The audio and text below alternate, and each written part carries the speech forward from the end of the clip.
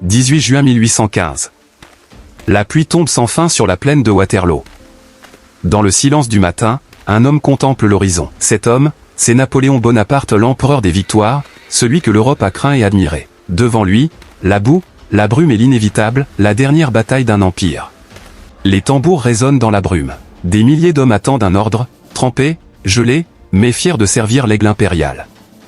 Leurs yeux cherchent celui qui les mènera encore une fois à la gloire. Napoléon est là, silencieux, observant. Le destin s'avance lentement vers lui. Derrière ce regard d'acier se cache la fatigue des guerres passées. Des rêves brisés, des visages perdus, mais une flamme qui refuse de s'éteindre. Il sait que chaque minute compte. Que chaque décision peut sceller sa légende, ou sa chute. À travers la brume, les lignes anglaises apparaissent. Wellington, calme et méthodique, attend l'erreur de l'empereur. Deux géants se font face, chacun prêt à redessiner le destin de l'Europe.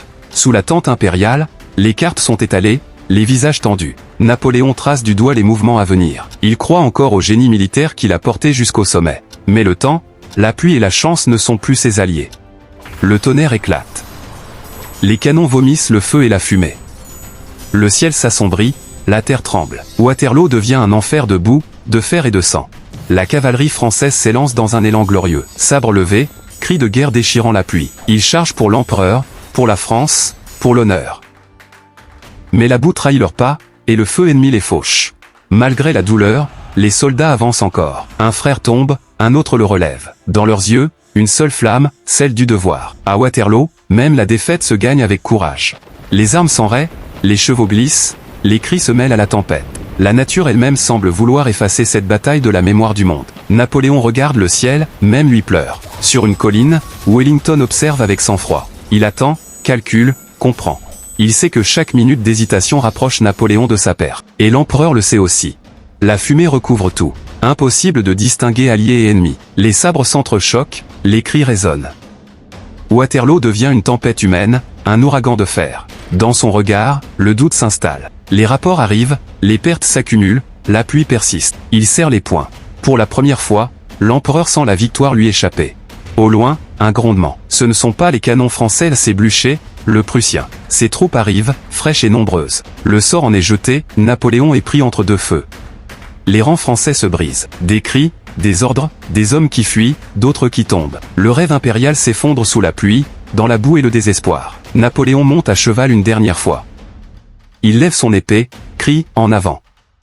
Vive la France! Mais même sa voix semble se perdre dans le tonnerre des canons. La garde meurt, mais ne se rend pas. Ces hommes d'élite avancent, impassibles, sous le feu. Leur courage devient légende, même dans la défaite. Ces mots glaciaux traversent le champ de bataille. Pour la première fois, l'invincible recule. Et avec elle, l'Empire s'effondre. Napoléon reste immobile, son manteau noir trempé. Son regard fixe un point que lui seul voit. Peut-être la France qu'il aime, ou la gloire qu'il perd. Les canons se taisent. Le vent souffle à travers les corps tombés. Waterloo est fini. L'histoire, elle, vient de commencer. Il pleut toujours. Sur la plaine, sur les morts, sur le nom de Napoléon gravé dans la boue. L'empereur du monde devient l'exilé du destin. Solitaire à cheval, Napoléon quitte le champ de bataille. Aucun cri, aucun adieu. Seulement le bruit des sabots dans la boue et le poids du silence. Au crépuscule, il regarde l'horizon. L'Europe ne lui appartient plus, mais son souvenir la hantera pour toujours. L'océan s'étend à perte de vue. Sur le pont du navire, l'ancien empereur contemple les vagues. Sa prison est un monde sans fin.